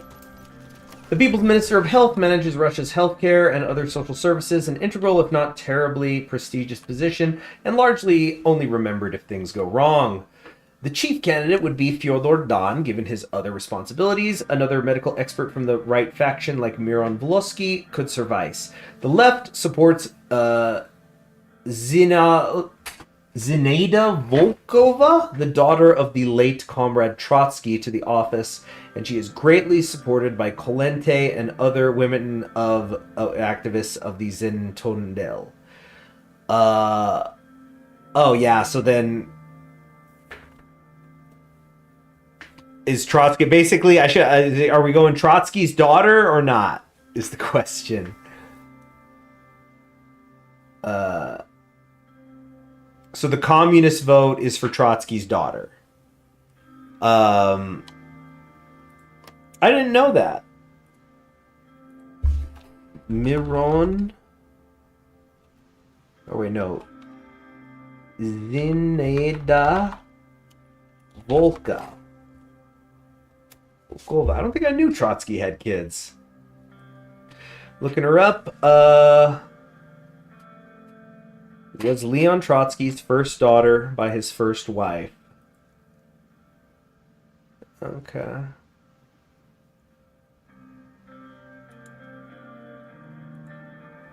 All right. Nepo baby. Oh man, I mean Trotsky's in exile. I don't know if this is a Nepo baby. This is it was like whatever. I mean, again, if she's gotten this far, maybe she's qualified. I don't know. Let me skim her Wikipedia page, see what it says about her medical training. Let's see. Stalin let her leave. I got to take one family member. Wow. Fucking the casual cruelty of Stalin. It truly is amazing. All right, I'll let you leave. Join your father in exile. I won't hurt you. Oh, wait, you have more than one kid? Okay, you can only take one. I don't know. I'm not seeing anything here.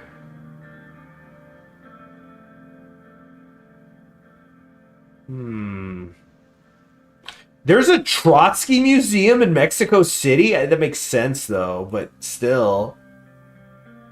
Wow. Declared a historical monument since 1982. I'm about to get lost on the internet here. All right. Let me focus. All right, so we're going to end the poll. Good evening, Tenebrae. What's this? CK3 spot me. No one to come after you later. One of these field trip. I do want to go to Mexico City one day, period. And it's for shit like that, honestly, because I'm always hearing that the museum district in Mexico City has just become outrageously amazing, and continues to move like from strength to strength. It like we're talking. I mean, does the Smithsonian need to move over or what?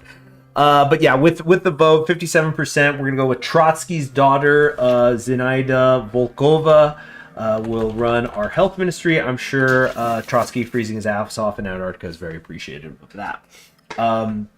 Oh, this is fascinating. Actually, it's an increase of in syndicalism either way.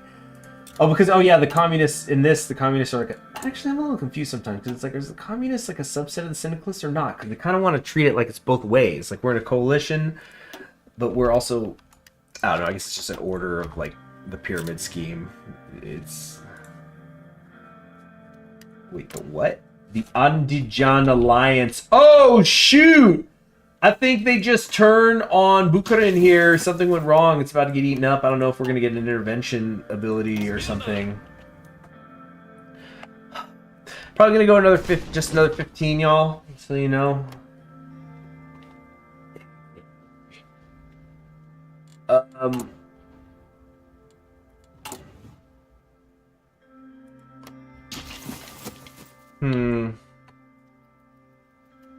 Jihad, yeah, anti.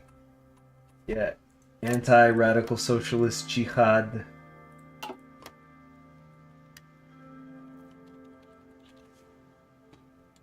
Oh, what's this research? We have a completed prototype iteration reward. I don't know what that means. Let's find out. Okay, on October... Okay, so this is a report from a couple weeks ago. Oh, happy Halloween, 1937. This iteration produced 22% progress. Output, 20% research bonus for armor and military engineering vehicles. Okay. So I guess that means we now go over here and we get a bonus. We'll get a 20% from experimental. Now the question is that a stacked bonus or not? I don't know. Mujahideen arrived decades early. Yeah. We're just getting ahead of the curve out here. Are we almost done? This is still... we're 5 days short. It's going to be Christmas Eve. This is going to finish. All right, time for our industry minister. Let's first do the reaction in the south. Elements of the white resistance have traveled south, finding themselves in the courts. Yeah, it's basically... we know what's up. We're about to get in there. All right. So industry and trade just disables focus new Russian socialism. Whoa, whoa, whoa, whoa. What is that? What is that? And why are we disabling it?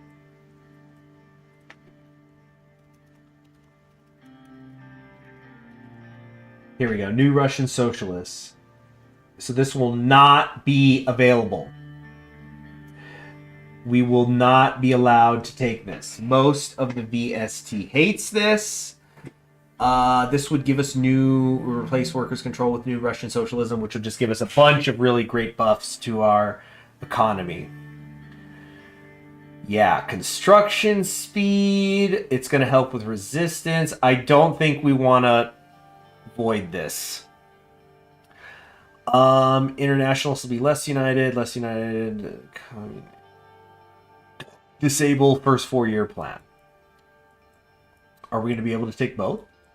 I don't think so. Where's the first 4-year plan? Goodness.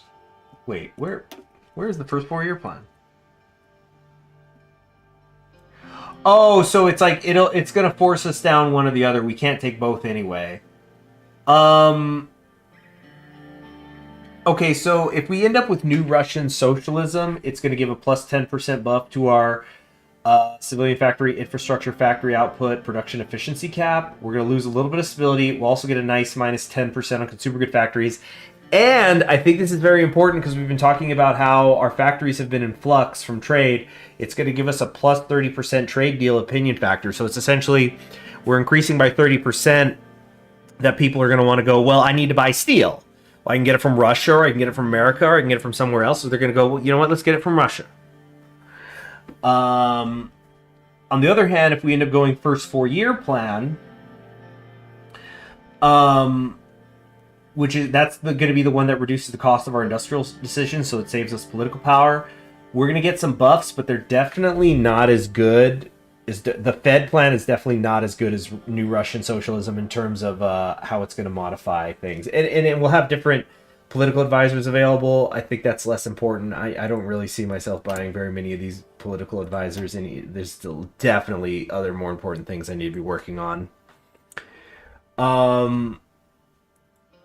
So, okay. I think this is going to end up being the last decision we make today. Because there's a lot of information to go. After the, I'm going to drink this water. You know what? I'm going to go another bite of that jalapeno. Be right back.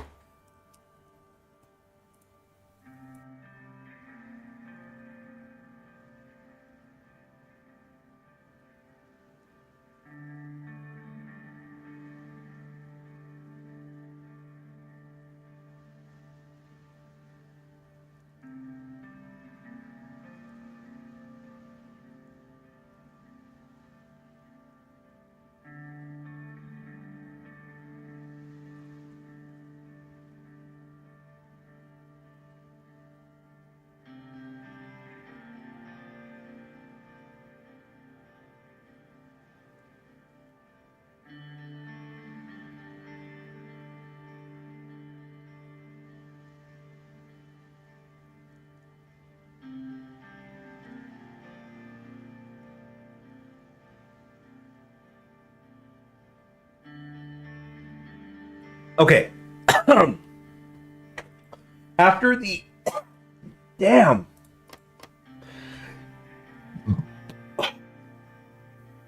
That'll wake you up. Or maybe end up putting you down.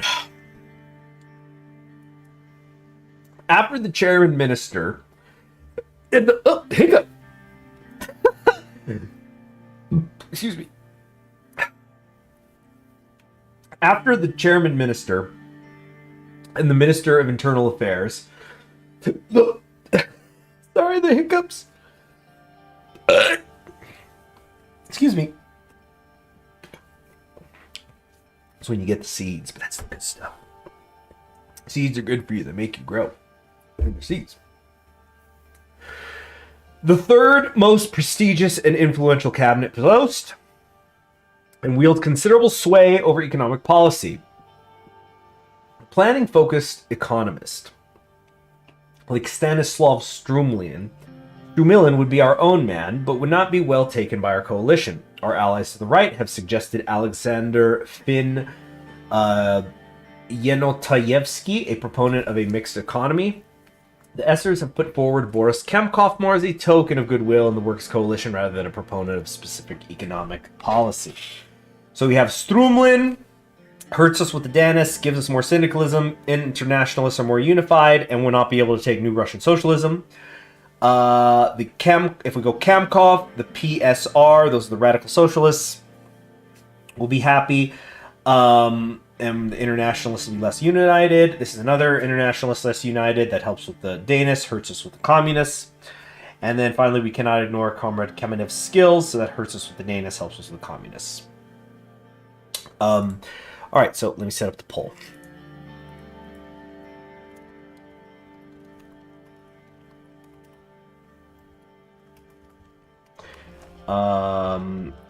Email in Kamkov,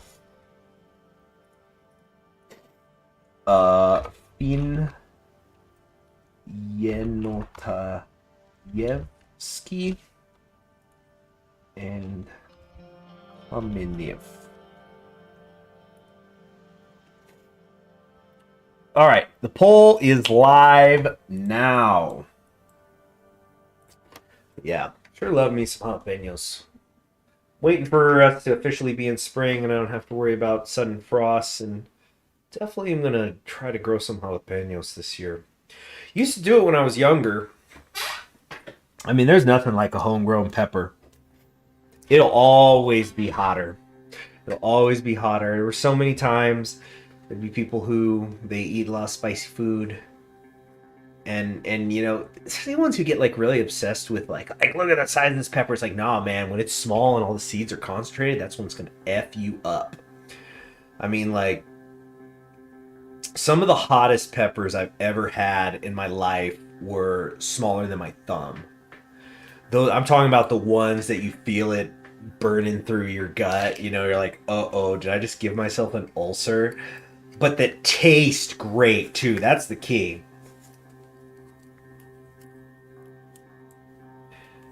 And there were some, like, I don't know what kind of specific pepper it was.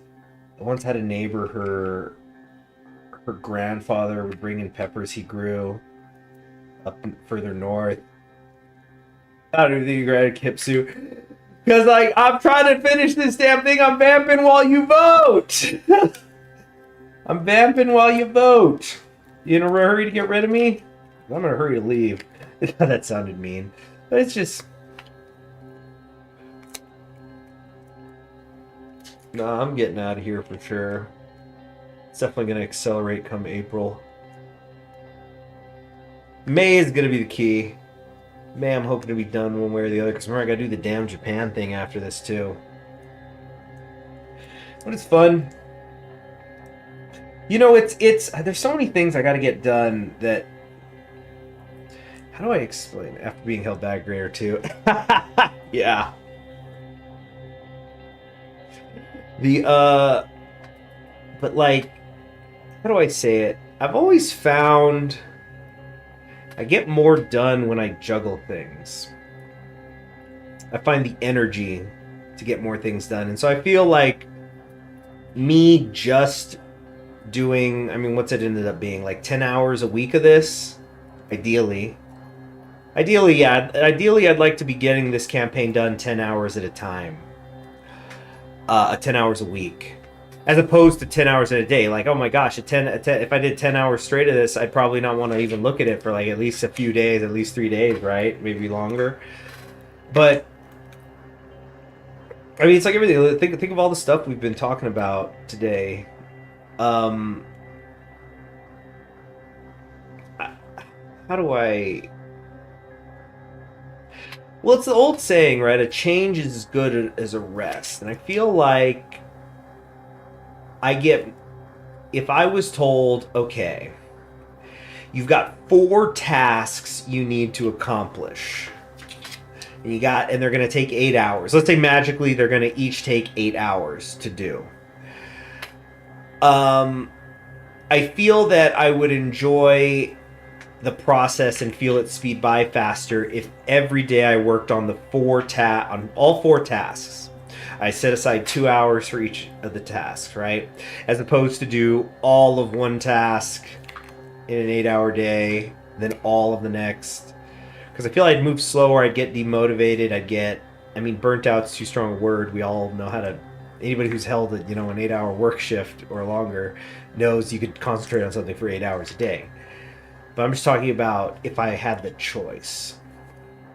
Of course, what ends up happening then is I have too many. So I'm not, because think about it. Think about it. If you had 4 things you spent 2 hours a day on, that's a lot of freaking time. So this is a hypothetical situation anyway. But what ends up happening is I juggle too many things. So I think I'm going to stop watching movies for a little bit. Somebody vote! We need another vote! So yeah, I think I've been watching a lot of damn good movies lately, but I'm in a weird place where I think, wow, I probably have seen too many good movies in a row. I think I need to just take a break from them in general. And then, I can focus on other things, like finishing these books.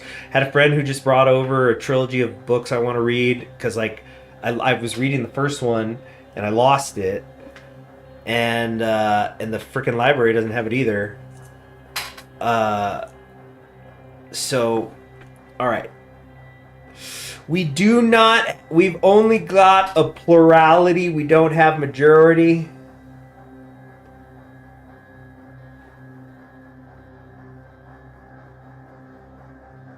How are you, CHG? Oh, good to see you too, Dark Sight. Did you change your profile picture? Time for a Cubs party. Wait, you want to vote? Oh, sorry. Oh, don't worry. There's plenty of voting. That's kind of what we were just talking about. Like how long this going away is taking, so I can get this cleared off my plate. Same as ever. All right. So the winner is Kamenev. We cannot ignore his skills. That's going to hurt us with the Danis, help us with the communists. The Danis definitely have been falling off a bit. But they're certainly not upset. They're certainly... Actually, wow, no, the Socialist Revolutionaries are kind of in a little bit more with us than the Danis right now. But that's kind of reflective of the coalition. Not even Brex is with this dragged out. Okay, that is actually literally not true, though. Because Brexit took years. Brexit didn't end until 2020. When did it start? When was Brexit? Brexit was 2016, right?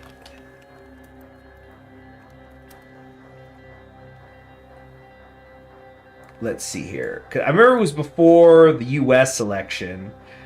Referendum held on 23rd of June, 2016. Yeah. So that's why I was getting blurred in my mind, because I was going, wait, it happened before the U.S. election, but it was in the same year, right? Or was it in 2015?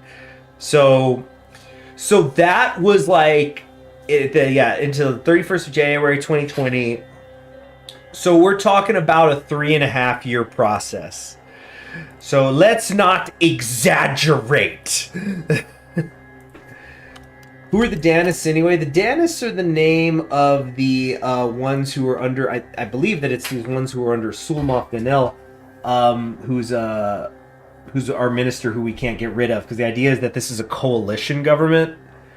Because I mean, like, it's a coalition, and then within the coalition is a coalition. So, like, you have the main All-Russian Union of Labor, which is subdivided into the communists and the Danists.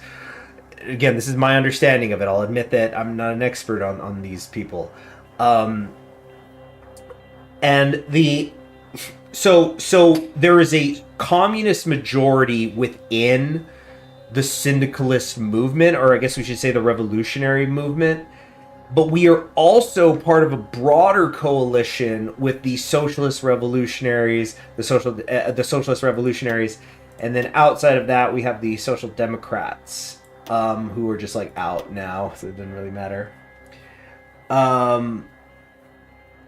So it's essentially we're a big tent party that's part of an even bigger coalition.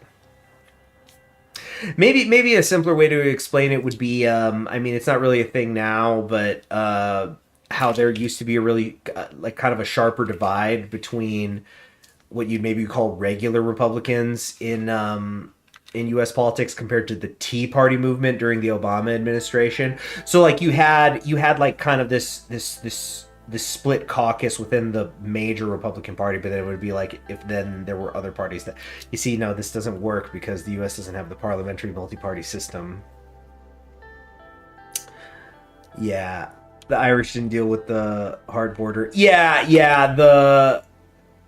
I think Brexit is certainly going to be looked back on as a major moment in the slow but creeping, seemingly inevitable reunification of Ireland. I think that's certainly going to happen. I mean, the younger voters on both sides of the border continue to pivot towards Sinn Féin.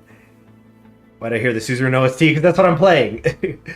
Oh yeah, so I said that was going to be the last thing we did anyway. Sorry, I just really got rambly. Sounds like the Mexican pre. Yeah, there you go, Dark Side, exactly. So there's subgroups within the coalition. Or like you can think of it as like the Liberal Democratic Party of Japan. That's, you know, got its interior factions, interfactions. But that's going to be it for today. So next stream, I'm not sure. I would completely write off Saturday. I am completely clearing my Saturday for a big event. So don't plan on seeing me then. Certainly not going to do it tomorrow. My Friday is looking crazy. A Ulysses Day, right? I might... No. Yeah, it'll be Sunday. Well, like I was saying earlier, so Sunday morning, Sunday afternoon, we'll see how I'm feeling. So everybody have a great weekend, and I'll see you Sunday. Take care.